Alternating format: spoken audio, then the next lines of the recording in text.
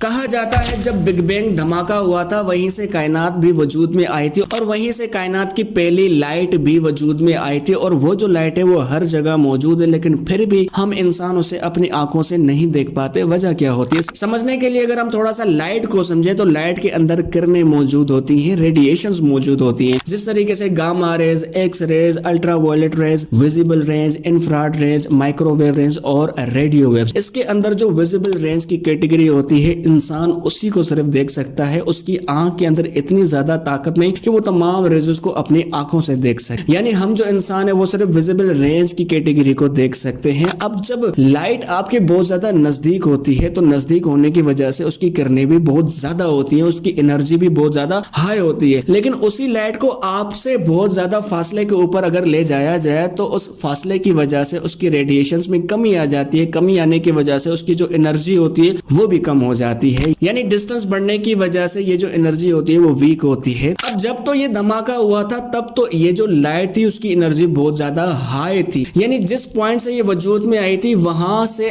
आज तक इसको 14 अरब साल हो गए। अब इतना ज्यादा डिस्टेंस ट्रेवल करने की वजह से ये जो लाइट है इसका डिस्टेंस बढ़ने की वजह से इसकी जो एनर्जी है वो कम हो गई है, यानी इसका फासला बढ़ने की वजह से इसकी एनर्जी जो हो गई है वो कम हो गई है। ये विजिबल रेंज की कैटेगरी को क्रॉस करके माइक्रोवेव पर आ गई है। इसी को कहा जाता है CMB यानी कि कॉस्मिक माइक्रोवेव बैकग्राउंड। यानी ये वही लाइट हमारे आसपास मौजूद है जो कि आज से 14 अरब साल पहले वजूद में आई थी। देख क्यों नहीं पाते? वजह यह है कि विजिबल रेंज को क्रॉस कर गई है और हम इसे नहीं देख सकते। इसको कुछ स्पेशल टेलीस्कोप की मदद से देखा जाता है।